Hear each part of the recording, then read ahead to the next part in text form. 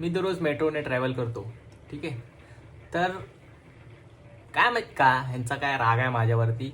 हे लोक मला ना कायम सडलेले पैसे देतात, सडलेल्या नोटा, एकदम म्हणजे अशा काळ्या पडलेल्या फाटलेल्या, मधून खालून सगळीकडून फाटलेल्या नोटा मला चिपवतात. नाहीतर सांगणार की ऑनलाईन कर दीजिए. आणि ऑनलाईन पैसेच नसतात माझ्याकडे, मोजके पैसे घेऊन येतो मी. यांना कोण सांगणार ते सुट्टे नाही. एकदा तर भाई मी 100 रुपये घेऊन गेलेलो, 20 रुपयाची तिकीट 100 रुपये घेऊन गेलो. तो बोलतो 80 रुपये नाहीत सुट्टे. बोला ठीक आहे चालेल. मग सुट्टे नाहीत, मग आता काय करू, काय ऑनलाईन पण नव्हते. बिस्लेरीची बॉटल घ्यायला लागली. बिस्लेरीची बॉटल उगीच, ताण नसताना काय नसताना उगीच म्हणजे असंच. मग ते सुट्टे झाले, मला भेटले किती रुपये, 80. मी 20 रुपयाची तिकीट काढली, 60 रुपये होते. 60 रुपये आता सुट्टे झाले. ते सुट्टे झालेले बघवत नाही, मग ते इकडे तिकडे खाण्यात ओढून टाकले आणि सगळे संपून टाकले. तर तुम्ही प्लीज सुट्टे पैसे ठेवत जावा. माझ्याकडे सुट्टे पैसे राहत नाही, माझ्याकडे काय कोणाकडेच राहत नाही. तो प्लीज थोडेसे तरी ठेवत जावा. एवढे तुम्हाला भेटत तर असतीलच, पण समजू शकतो मी काय काय माणसं असतात जराशी इरड भगत. मागच्या टायमिंगला एक जण आलेला 500 रुपये घेऊन, आणि त्याला जायचं होतं जागृतीनगर. जागृतीनगर किती लांब आहे, एक स्टेशन, 10 रुपये फक्त. त्याला 10 रुपयासाठी 500 रुपये सुट्टे द्या. मस्त. नेक्स्ट गोष्ट जी मी नोटीस केली आहे ती आहे सिक्युरिटी चेकिंग. वेस्टर्न आणि सेंट्रल यांच्या सिक्युरिटी चेकिंगमध्ये जमीन आसमानाचा फरक आहे. अंधेरी साईडच्या मेट्रोमध्ये गेलेलो, तिकडे गेल्यावर असं वाटतं भेंडी कुठल्या तरी मॉलच्या गेमिंग झोनमध्ये आलो आहे. काय मेट्रो आहे भाई, एक नंबर मेट्रो. फुल अलगच वाईब आहे. तिकडची लोक पण फुल हायफाय, आणि तिकडची चेकिंग फुल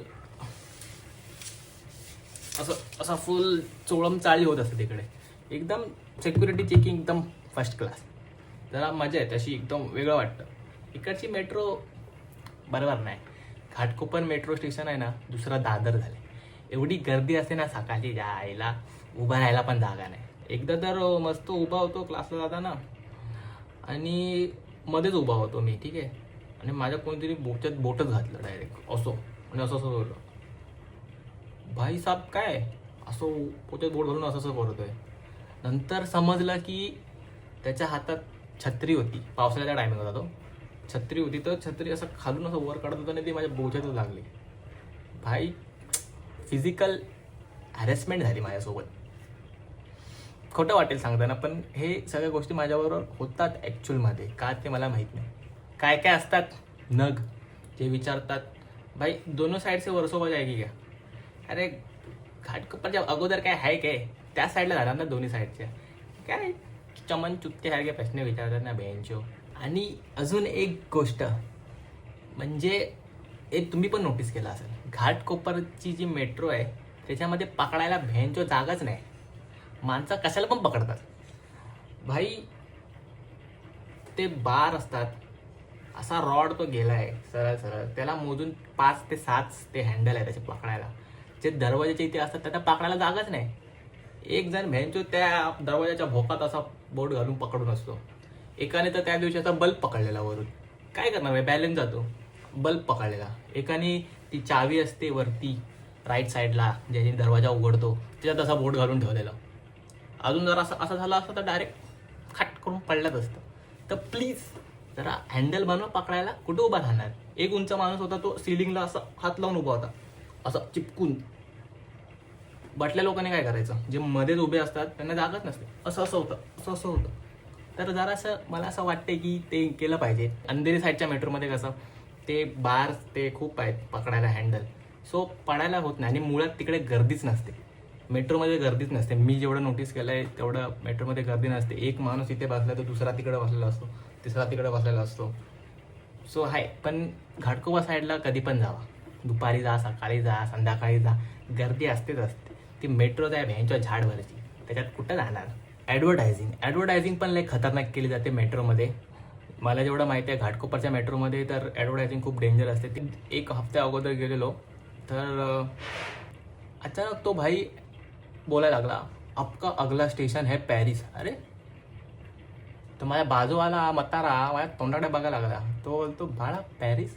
मी बोललो नाही काका ॲडव्हर्टायझिंग. आणि एक खरं झालं, मी उगाच काहीतरी पकवत नाही, तर खरं बोलत होता.